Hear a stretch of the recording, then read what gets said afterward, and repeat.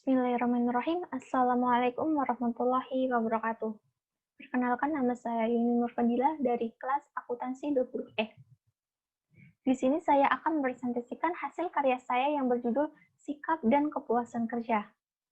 Pada sikap dan kepuasan kerja itu terdapat komponen utama sikap. Nah, sebelum kita mengetahui apa saja sih itu komponen utama sikap, kita harus mengetahui apa sih itu arti sikap. Jadi, sikap itu adalah pernyataan-pernyataan evaluatif mengenai objek, orang, atau peristiwa.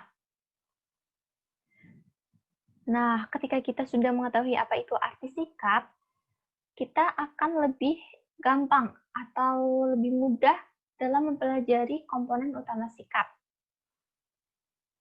Komponen utama sikap itu terdapat 3 komponen. Yang pertama itu ada komponen kognitif, yang artinya itu keyakinan dan pendapat atau pemikiran seseorang terhadap objek. Contohnya itu ketika atasan saya memberikan jabatan kepada rekan kerja saya, yang padahal itu rekan kerja saya kurang pantas mendapatkannya. Secara otomatis saya akan berpikir atau berpendapat bahwa atasan saya itu tidak adil. Yang kedua itu ada diskriminasi, itu salah. Selanjutnya ada komponen afektif. Komponen afektif ini adalah perasaan dari sebuah sikap yang tercerminkan dalam pernyataan. Jadi, perasaan kita juga bisa menimbulkan hasil akhir berperilaku. Contohnya itu, saya tidak menyukai atasan saya, atau saya tidak menyukai dia karena dia mendiskriminasi kelompok minoritas. Yang ketiga, ada komponen perilaku. Komponen perilaku ini adalah di mana sikap atau berperilaku dalam cara tertentu terhadap seseorang atau sesuatu. Contohnya itu ada, saya akan mencari pekerjaan lain. Dan saya menghindari dia karena perasaan saya terhadap dia. Selanjutnya itu ada perilaku selalu mengikuti sikap. Nah, apa saja sih itu perilaku yang selalu mengikuti sikap?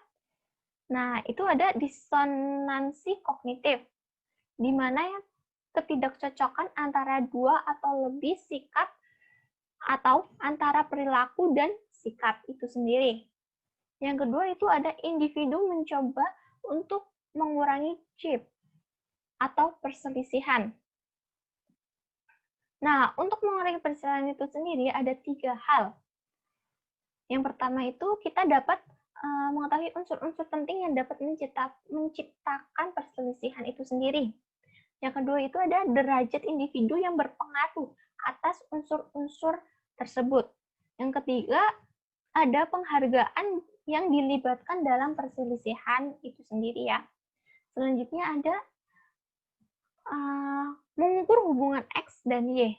Jadi, riset terbaru itu menunjukkan bahwa sikap X dan dengan mantap meramalkan perilaku Y ketika variabel moderat diperhitungkan. Nah, hubungan variabel itu sendiri ada ketegasan sikap, pentingnya sikap, sikap yang dapat diterima, tekanan sosial pada individu, mengarahkan pengalaman dengan sikap. Selanjutnya itu ada sikap kerja yang utama. Jadi sikap kerja yang utama itu ada banyak. Yang pertama itu kepuasan kerja. Kepuasan kerja itu adalah suatu perasaan positif tentang pekerja yang dihasilkan dari suatu evaluasi. Jadi ketika kita berpikir positif atau perasaan kita positif dalam bekerja, pasti di situ ada kepuasan kerja kita sendiri. Yang kedua ada keterlibatan kerja. Keterlibatan kerja ini adalah di mana tingkat seseorang mengidentifikasi sebuah pekerjaan secara aktif berpartisipasi di dalamnya. Contoh saja ketika kita berorganisasi ya. Nah, yang ketiga itu ada pemberdayaan psikologis. Jadi pemberdayaan psikologis ini adalah kepercayaan pekerja dalam tingkatan di mana mereka mempengaruhi lingkungan kerjanya sendiri. Selanjutnya ada komitmen organisasi. Nah, komitmen organisasi itu adalah seorang pekerja mengidentifikasi sebuah organisasi yang bertujuan dan harapannya agar tetap menjadi anggota organisasi tersebut. Yang selanjutnya itu ada dukungan organisasi yang dirasakan. Jadi, pekerja itu mempercayai organisasi dan menilai kontribusinya dan peduli mengenai kesejahteraan mereka sendiri. Yang selanjutnya itu juga ada keterlibatan pekerja. Jadi, keterlibatan seorang individu, kepuasan dan antusiasme terhadap kerja yang dilakukannya. Nah, kepuasan kerja itu dapat diukur dengan dua hal. Yang pertama itu penilaian tunggal secara keseluruhan atau global dan penjumlahan nilai. Nah, bagaimana sih kepuasan karyawan pada pekerjaannya? Jadi, secara umum, karyawan itu dapat dicukupi dengan pekerjaan mereka sendiri. Yang kedua itu tergantung pada segi satisfaction 10 ya, untuk lebih sedikit dicukupi dengan upah dan peluang promosinya. Selanjutnya itu ada penyebab kepuasan kerja. Nah, penyebab kepuasan kerja itu sendiri ada upah hanya mempengaruhi kepuasan kerja sampai batas. Nah, setelah sekitar 40.000 dalam setahun, tidak ada hubungan antara jumlah upah dan kepuasan kerja. Yang kedua, ada kepribadian dapat mempengaruhi kepuasan kerja. Jadi, orang yang berpikir negatif atau orang yang menimbulkan hal-hal negatif itu pasti tidak akan tercukupi dengan pekerjaan mereka sendiri. Selanjutnya ada dampak pekerja yang puas dan tidak puas. Nah, jadi kepuasan kita dan ketidakpuasan kita itu ada dampaknya ya. Nah, yang pertama itu jalur keluar atau jalan keluar. Nah, jalan keluar itu adalah perilaku mengarahkan ke arah untuk meninggalkan organisasi itu sendiri atau akan meninggalkan pekerjaan itu. Yang kedua ada suara. Nah, jadi suara itu adalah usaha yang bersifat membangun dan aktif untuk meningkatkan kondisi-kondisi kita dalam bekerja. Yang ketiga itu ada kesetiaan. Di mana kesetiaan itu adalah hal yang pasif menantikan kondisi-kondisi yang lebih baik. Yang keempat itu ada pengabaian. Nah, pengabaian ini harus kita hindari ya, karena pengabaian ini akan membiarkan kondisi-kondisi kita jadi seorang pekerja bertambah buruk. Efek kepuasan kerja atas pencapaian karyawan. Yang pertama itu ada kepuasan pekerja dan produktivitas.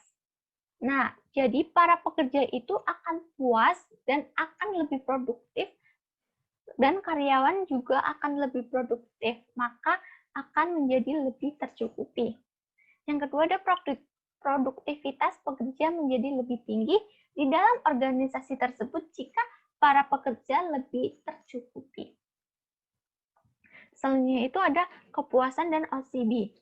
Jadi karyawan itu tercukupi ya, yang mana merasakan secara wajar diperlakukan oleh dan dengan kepercayaan organisasi menjadi lebih berkeinginan terlibat dalam perilaku yang pergi di luar harapan yang normal dari pekerjaan mereka sendiri.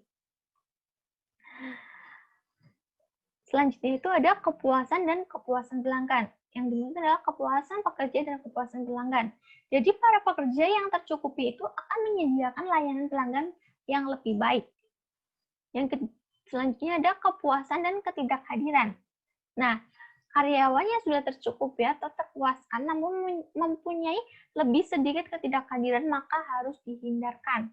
Nah, ketika kita bekerja, apabila banyak absennya atau banyak ketidakhadirannya, maka bos kita atau atasan kita pasti akan memperingati kita. Dan yang lebih parah, kita akan dipecat. Selanjutnya itu ada kepuasan dan perputaran. Jadi karyawan yang tercukupi atau terpuaskan itu lebih sedikit dimungkinkan untuk berhenti atau meninggalkan pekerjaan tersebut. Yang kedua itu ada organisasi mulai bertindak untuk mempertahankan yang lebih tinggi dan membuang yang lebih rendah. Selanjutnya itu ada karyawan terpuaskan untuk meningkatkan kepuasan pelanggan. Nah, sebabnya itu ada mereka menjadi lebih ramah mau merespon. Nah, yang kedua ada mereka menjadi lebih sedikit untuk melakukan perputaran yang membantu membangun hubungan pelanggan jangka panjang.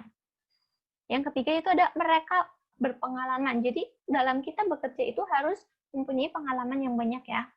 Jadi kita berpengalaman itu adalah hal yang harus kita punyai. Selanjutnya itu ada pelanggan yang tidak puas meningkatkan ketidakpuasan kerja karyawannya sendiri. Sekian dari saya. Apabila ada tutur kata saya yang kurang pas atau salah, mohon untuk dibenarkan. Wabillahi taufiq wal hidayah. Wassalamualaikum warahmatullahi wabarakatuh. Terima kasih.